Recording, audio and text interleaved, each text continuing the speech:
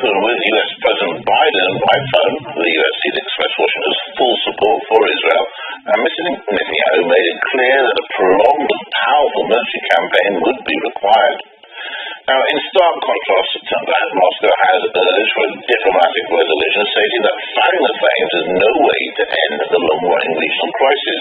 Meanwhile, Iran has expressed its support for Saturday's attack launched against Israel. We congratulate the Palestinian fighters. We will stand by the Palestinian fighters until the liberation of Palestine and Jerusalem. But of course, Iran calls it a big achievement for the resistance groups in Palestine. Iran says that it is the biggest attack ever that's been undertaken by the Palestinian resistance groups, including Hamas and the Jihad movement against the Israeli forces so far. So, for example, today, Iranian lawmakers at the parliament rose from their seats in the parliament, chanted slogans against Israel and slogans in condemnation, of course, of the Israeli occupation and in praise of the Hamas movement. Iran sides with the Palestinian resistance groups. Iran says that Palestine is the first and foremost issue of the Islamic world, and Palestinians need to get out from the years and decades of occupation by the Israeli forces. But Iran at the same time blames the escalation and violence on Israel. Iran has spoken out against Israel and has said that it is Israel's fault.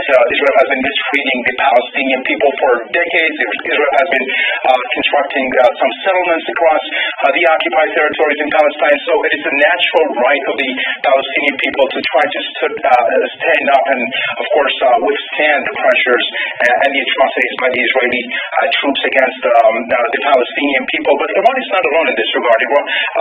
Other Muslim countries have also lashed out at Israel. We see that Saudi Arabia, Iraq, and other Muslim countries have also joined this wave of condemnation against the Israeli troops.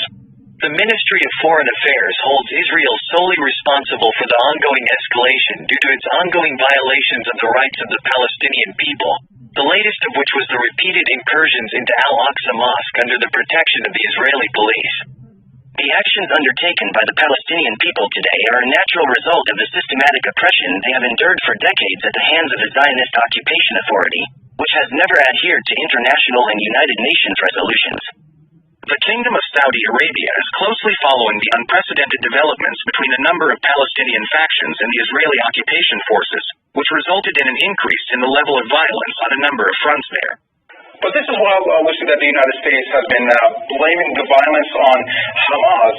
The United States calls Hamas a terrorist group, and it has blamed the recent violence on Hamas and says that Washington has said today that it stands with the Israeli.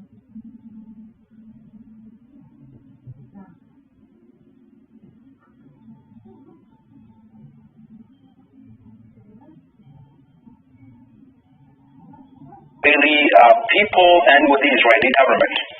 The United States unequivocally condemns the unprovoked attacks by Hamas terrorists against Israeli civilians. There is never any justification for terrorism. We stand firmly with the government and people of Israel and extend our condolences for the Israeli lives lost in these attacks.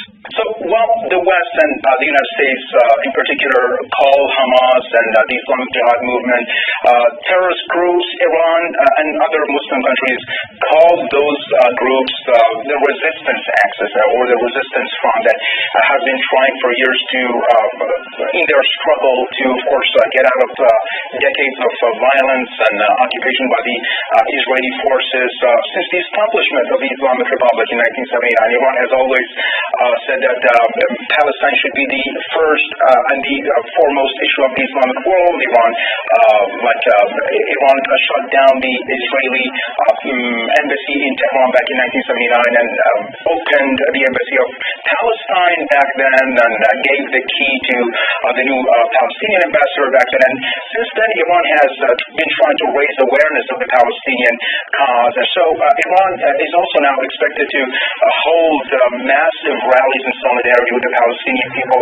We heard today that today or of course we can say tonight, around the Palestine Square in downtown Tehran, a big solidarity rally is planned to take place by people from all walks of life to gather around the Palestine Square, the symbolic Palestine Square in downtown Tehran, and voice their support for the Palestinian people.